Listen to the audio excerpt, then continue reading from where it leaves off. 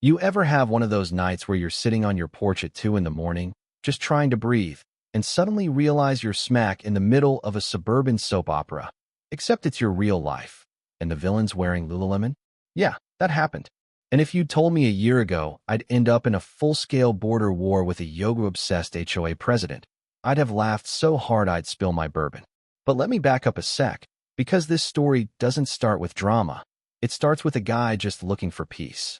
After 15 years chasing smugglers down near Del Rio, 5 in the Army, 10 more for a government outfit that preferred deniability, I was done with fighting other people's wars. I came back to Parker County, Texas, figured I'd earned a little quiet. I got a 120-acre ranch north of Weatherford, been in my family since before folks argued over Model Ts.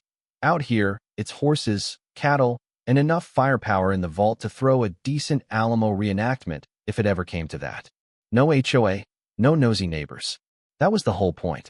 Except there's a fancy development, Lake Briar Estates, right up against my north fence. You know the type. Range Rover warriors, wine clubs, faux stone mailboxes, and bylaws laminated like the Ten Commandments. Their president, Karen DeLacro, she's the type who'd run a 5K for social justice and then call code enforcement if your mailbox was dusty. I'd never met her, but the first letter she sent slipped under my gate like a ransom note. Told me all I needed. Dear neighbor, your land is within our community influence perimeter and must be maintained according to environmental harmony guidelines. Influence perimeter? Lady, you've got to be kidding. I crumpled it, tossed it in the burned barrel, and, just for laughs, dug out my deed, GIS maps, and a survey so official you could see the county clerk's coffee stains. My land, my rules. Not 1 inch under HOA rule. I sent her a notarized response and thought, surely, that'd be it. 2 weeks later, thicker envelope, for pages of complaints. Agricultural operations unsanctioned. Equine odor events. Non-compliant barn roof. I ignored it, but then the weirdness escalated. Yoga couples lost on my path. A drone buzzing my pasture. Sticky notes about native grass on a mailbox that's just a steel box on a stick. I tried to laugh it off. You know what I mean? I've seen cartel gunfights. How bad could HOA drama be? But then, one Thursday night, I find my north gate swinging open, lock bent, chain tossed. Somebody's been on my land. I set up trail cams, infrared, motion detection, all the toys, and 2 nights later, there she is, Karen herself, scaling my fence at 2:43 a.m., tablet in one hand, flashlight in the other, snapping photos like she's casing the joint for a SWAT raid. She checks my barn, my truck, zooms in on my American flag like it's contraband. This wasn't petty anymore. This was trespass. Still, I didn't call the sheriff. Not yet. I wanted her to mess up twice. Southern courtesy, I guess. Next night, I sat on the porch with Diesel, my German shepherd, coffee in one hand, deed in my pocket, waiting. At 2:30, trail cam pings again. Here comes Karen, Lululemon and headlamp, moving like she's training for the HOA Olympics. I step out, light just enough to show my boots, and call. Evening. You're on private property. She jumps, drops her tablet, and shrieks, "He's got a weapon," while fumbling for 911. I hold up empty hands, just me and a flashlight. She screams I'm holding her hostage. Cops are on the way. I tell the dispatcher, loud enough for everyone, this is Holloway Ranch. No weapons. She broke my lock and entered without permission. I have video. The dispatcher's tone changes. Stay put, deputies en route. Karen's eyes are wild, hands shaking, but there's a cold calculation behind it all. You don't know who you're messing with, she spits. You can't just build whatever you want. Lady, you just broke into my land. I start recording. Red light makes her twitchier. Sirens roll in. 2 cruisers. One young deputy goes straight for Karen, who's now sobbing and spinning a tale about a dangerous, gun-toting vet. The older deputy, Walters, scans the scene and asks, "You Ridge Holloway?" Turns out his brother served with me in Iraq. Small world. I show him everything. Trail cam footage, bent lock, survey deed. He nods. Want to press charges? I look at Karen, see her dabbing fake tears. Yeah, I do. Karen peels out in her Lexus after refusing a ride. Walters tells me, document everything. This won't be the last time. He was right. Next week, I get a stack of HOA letters. Aggressive visual barrier, unsafe boundary culture, ecological imbalance. Translation, my barn offends their sunset. Then, a glossy HOA newsletter. Headline, Danger Next Door. How one man's defiance threatens our safe community. They even used old army photos of me, dirt-caked and tired, implying I'm a threat. Now it's not just Karen. There's a local developer, TechSun Development Group, quietly trying to push a rezoning proposal for expansion. Their docs label my ranch as transitional acreage. That's developer code for ripe for takeover. I dig through Karen's envelopes and, sure enough, find a TechSun printout meant for internal use. It's all connected. They want me out so they can annex, spike property values, cash out. Time to get serious. I call Vince, my lawyer, Marine Jag, now property law specialist.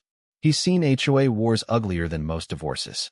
We gather evidence, file trespass, defamation, and interference complaints, and slap the county with a motion to freeze any rezoning. Vince even calls in a favor with a Fox reporter, and soon a news van is at my gate. We film the damage, show the deed, expose the scheme. Local media picks it up. The HOA's private Facebook group explodes. One neighbor, Eric, starts leaking me screenshots. Turns out, not everyone's drinking Karen's Kool-Aid. Then comes the twist. One board member, Lydia Knox, posts that she never agreed to any of this. Vince subpoenas internal emails, files a motion to depose Karen, and suddenly, the HOA's under real heat. Days later, I get an anonymous email with a board agenda. Phase 2. Encourage border compliance from neighboring rancher target. That's me. If they can force me out, the land's theirs for the taking.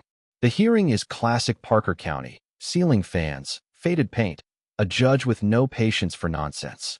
Karen's attorney waves photos, calls me militaristic and radicalized. Vince lays down the evidence, trail cam, logs, forensic metadata, and the private HOA agenda. But he's got an ace, Lydia Knox, who resigned rather than go along with Karen's scheme. She testifies, turns over emails, Karen's own words about escalating pressure, manipulating incidents for leverage. The judge isn't impressed by Karen's drama. When pressed about jurisdiction, Vince produces a county-stamped survey map, irrefutable. My land, not HOA. The judge hits pause, restraining order against Karen and the HOA, full review pending. Courtroom murmurs, Karen's face like she swallowed a cactus. Vince leans in. That's check, not mate. News hits the front page. HOA president under investigation, developer plans suspended, TechSun under state review. And then, icing on the cake, someone records Karen ranting at a unity meeting in her kitchen. She admits she provoked the confrontation, calls me a security risk, lays out the plan to spin the media. It goes viral. Vince files to amend the lawsuit for punitive damages. Karen's side offers hush money. Vince laughs them out of the room. Pressure cracks the alliance. A TechSun investor, Richard Gant, comes forward. Confirms Karen was promised a payout.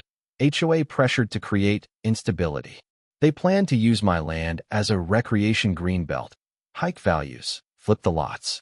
When Vince asks why he flipped, Gant shrugs. You weren't supposed to fight back. Nobody does. Karen's booted as president by unanimous vote. 3 board members resign. One storms out swearing he's not going to prison for this HOA. The county puts expansion on ice. The AG starts sniffing around TechSun's books. I stand by my barn one night, diesel barking at armadillos, and realize, for the first time in months, I can breathe. Final hearing, courtroom packed, local TV crews waiting outside. Vince lays out the whole story.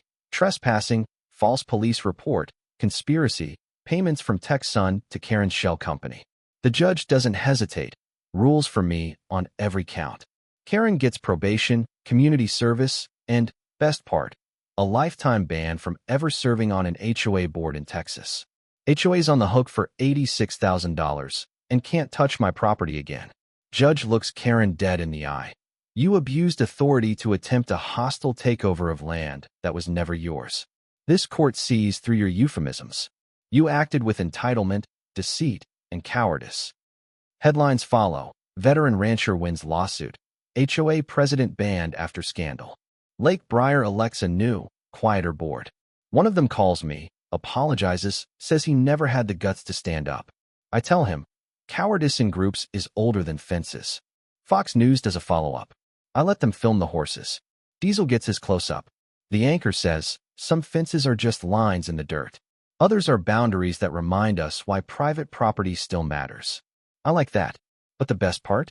Right where Karen crossed that fence, I put up a new sign, laser-etched steel, bold black and white. Welcome to Texas. Last warning was the one you ignored. So, you tell me, where's the line between protecting your land and being painted the villain by those who take it? Who's right when the rules are twisted for private gain? Let me know in the comments what you think.